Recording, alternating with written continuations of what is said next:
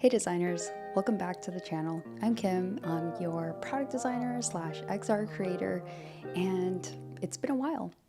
In this video, I'd be happy to share what I've been up to, but also mostly why you're here is to talk about design trends for 2022.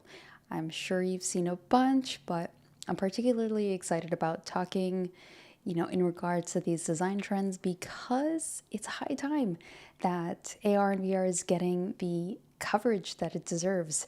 And one of the biggest reasons of this is because it's getting backed by money, by big companies like Apple and Meta. So it's a really interesting time to see where it's going, how it's going to be better developed for a lot of people. And I think that's what makes me the most excited, is that it's going to be outward for a lot of people to use, not just like, yes, it will be expensive, but just not like one or two people, but it'll have enough design invested in it, research invested in it, to be accessible by a lot of people. These are companies that have the money and the backing to really create potentially great products. We'll see where it goes. I'm personally, here's my bias, I'm personally invested in where Apple sees AR going, and we'll see. As of right now, I think their AR glasses are coming out in maybe 2023, late 2022. It keeps getting pushed off a bit, but I'm still excited.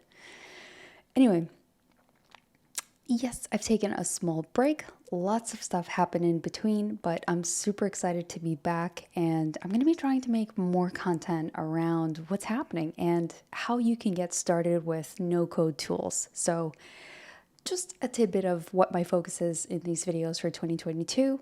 And if you have been keeping up with me on any other social media platform, you may have noticed that I was actually mentioned by Meta as a designer, XR creative as well. And it was pretty exciting because I'm making a lot of content in short form, like Instagram Reels and long form on here to really get people excited with me and getting into this space despite the big barrier of like not knowing how the hell to make any of these things.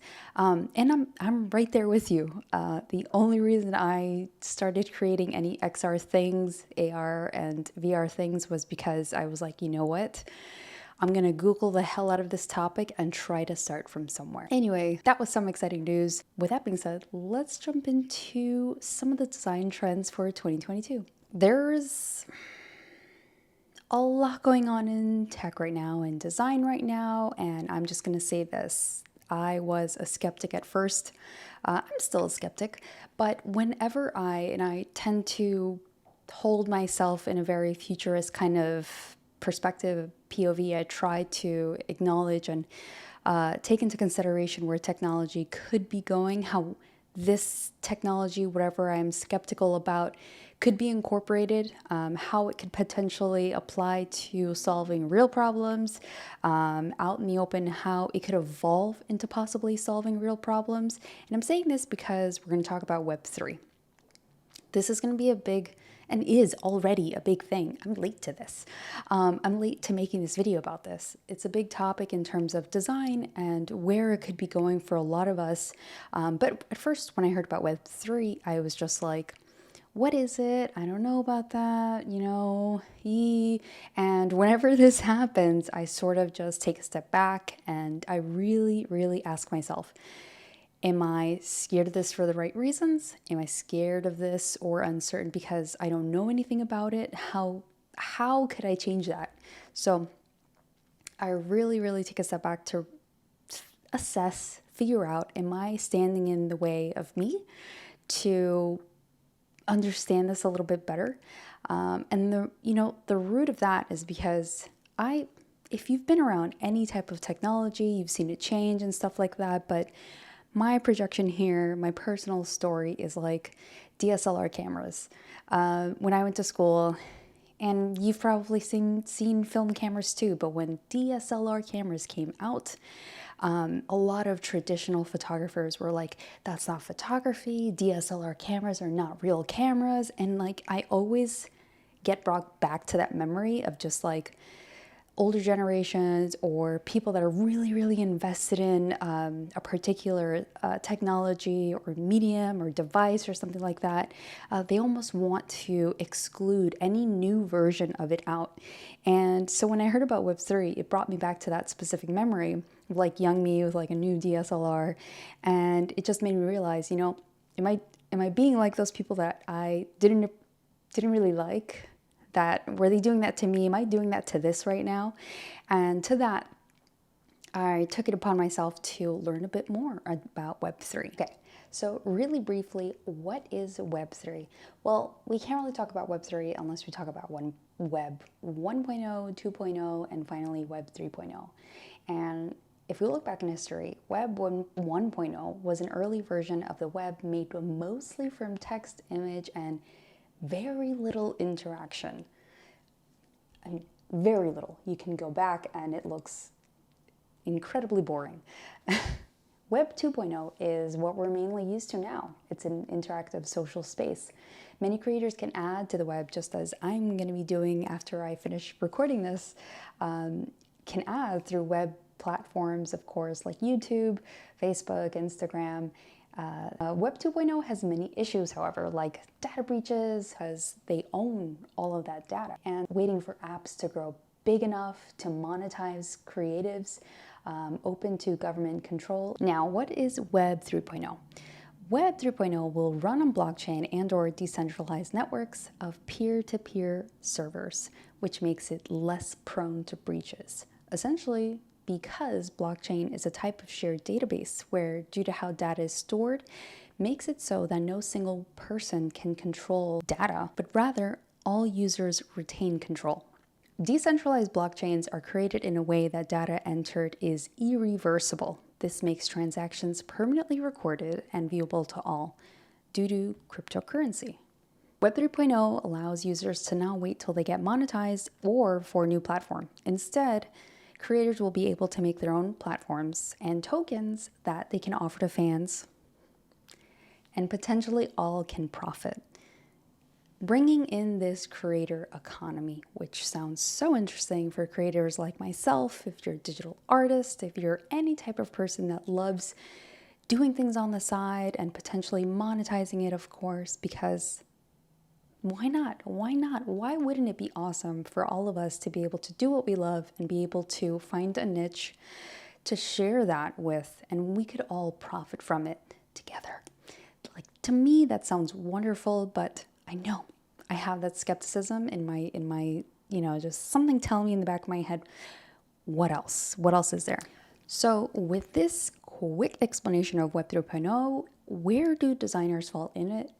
Basically, in the same way that they would always fall into any other thing where we're designing for people, period. So whether that means what Web 3.0 is going to look like, what products are going to look like in there, how are those transactions going to take place, cryptocurrency, those wallets, if you've seen any of them, they're starting to look a lot better now, actually. They also need help too. I think it's just not even that long ago that a lot of people were changing over their names, their wallets, at least from 0051335, if you've seen them, to .eth, so it's easier to make transactions. But that is just one area of where design can be embedded, and I see it growing. If you're interested in working within Web 3.0, this is going to be a wonderful site for you. Enter image here. It's Web 3.0 careers. It's a fabulous place if you're looking to get started and just be ahead. Now, NFTs. NFTs get a bad rep right now because everyone's just like, well, they're just JPEGs. They're more than JPEGs because of what they're tied to. If we think about any transaction that you make with the bank, withdrawals, deposits, anything like that, the bank has a trail on you. It knows where you took that money out, it knows where you put that money in and such, and it has breadcrumbs, plain and simple, right? NFTs are tied to blockchain when they're minted, and they also have breadcrumbs that there's an address tied to them, and that is how we know who did what, who owned what, on the internet at least. I know there are a lot of people that are going to say, well, they can be stolen and recreated, and people can fake all of these. To which I always say, if there's a way to steal something, Someone will always find a way. Always. We've been stealing since since we probably understood what stealing was or didn't understand it. People will have the argument that paintings can't be recreated. They can be. There are restoration artists that know these techniques. You know, this isn't something new. And going back to, if someone wants to steal something or recreate it, they definitely will, to try and profit and say they're the true artist. To which, going back to NFTs, yes, they're JPEGs. Yes, you can download and save them and such, but they're still tied to a ledger saying that this transaction happened. My doubt, of course, is that I'm hoping that these creator platforms where you can mint these NFTs, these JPEGs, will have those legal kind of add-ons.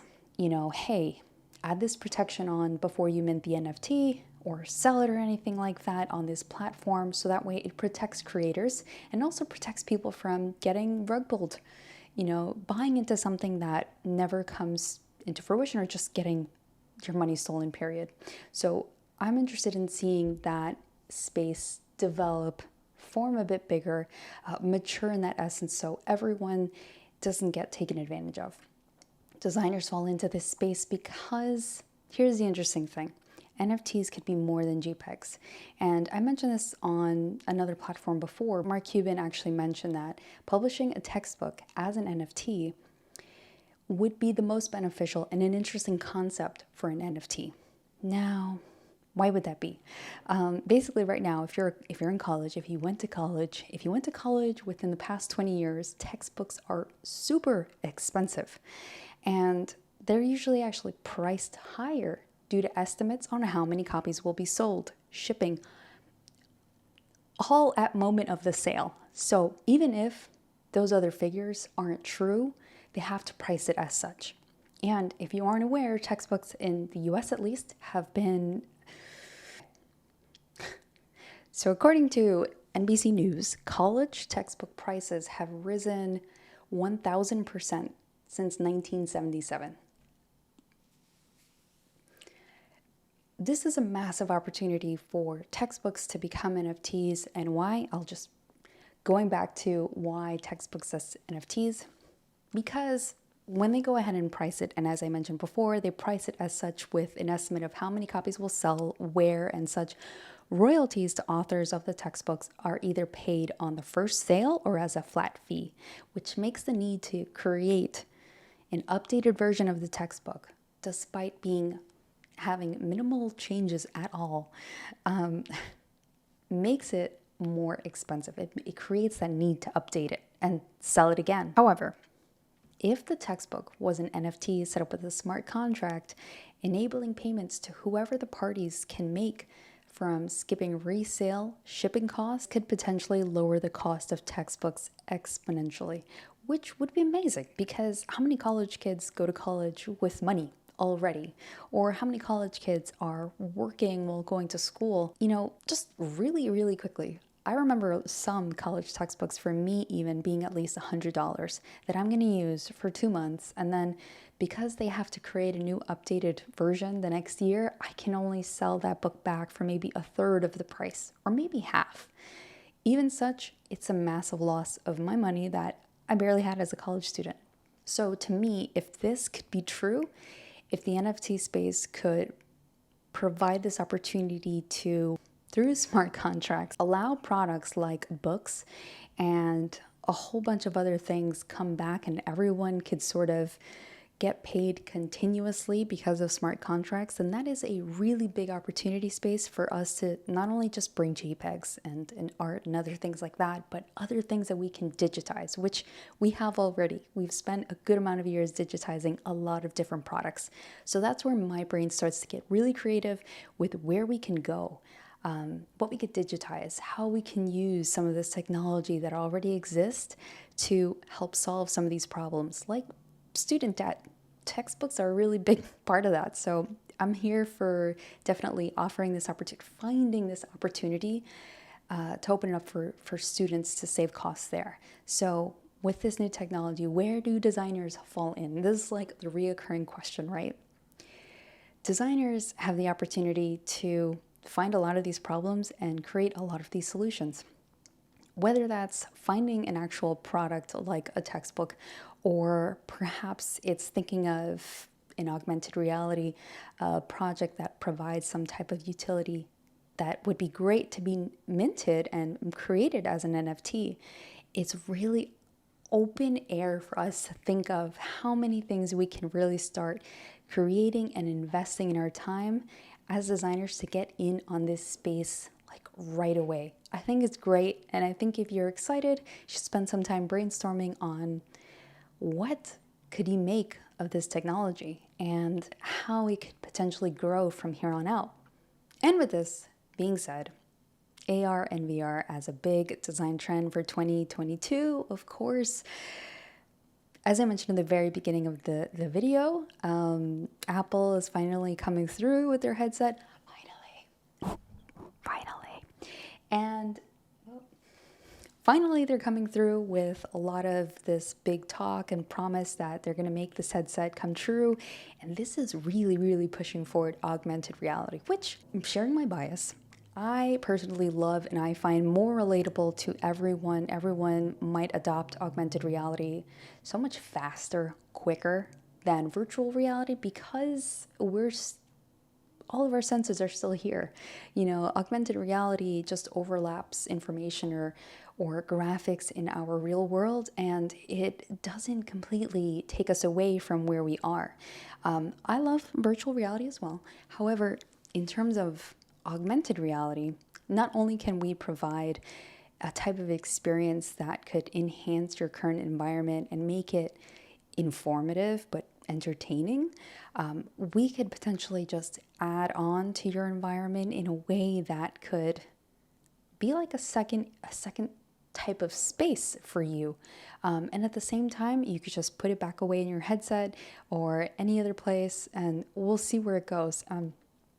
If you're following me on any other platform, you'll also have noticed that I've been talking about these contact lenses that were made from Mojo Vision, and they also were, I think, set to be launched in this year, potentially. I'll have to check back up on them. But they're also contact lenses that have augmented reality built into them, so that way they can help you as you're walking. And they're also apparently supposed to be corrective contact lenses, so I think that utility plus that functionality of making your space informative and helpful at the same time is going to be where we adopt this technology and stop looking at it as entertainment only.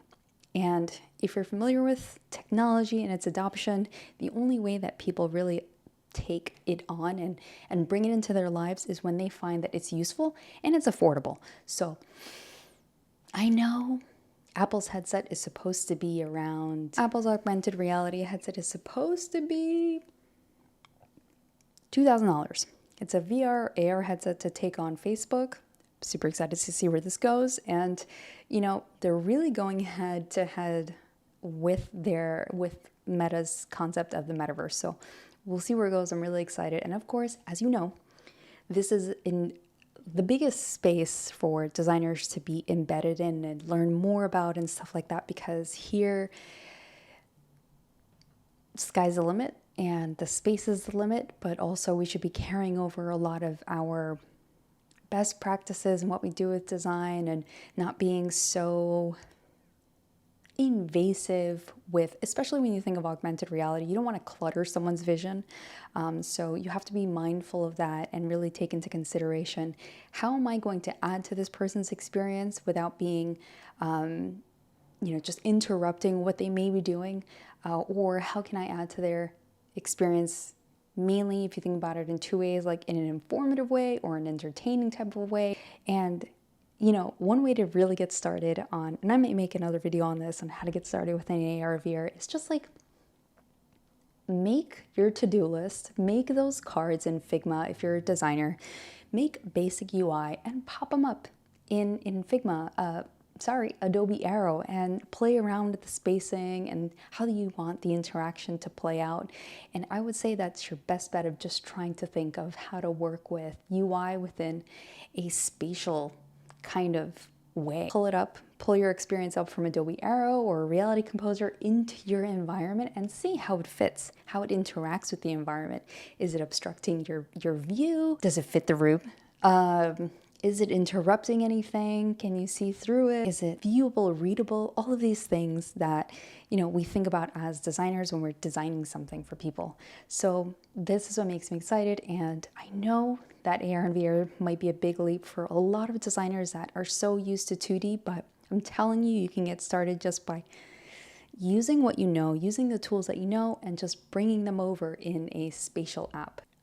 I wanted to share these design trends flat out. And with this space, of course, with augmented reality, with virtual reality, 3D is going to be very important in creating for that space, adding to it. The easiest way is to take what you know and transfer it over. That's why I say, if you're a designer, bring your 2D UIs into a spatial app like Adobe Aero or Unity or Reality Composer and play around with it there. Then challenge yourself with building 3D objects or just bringing in 3D assets.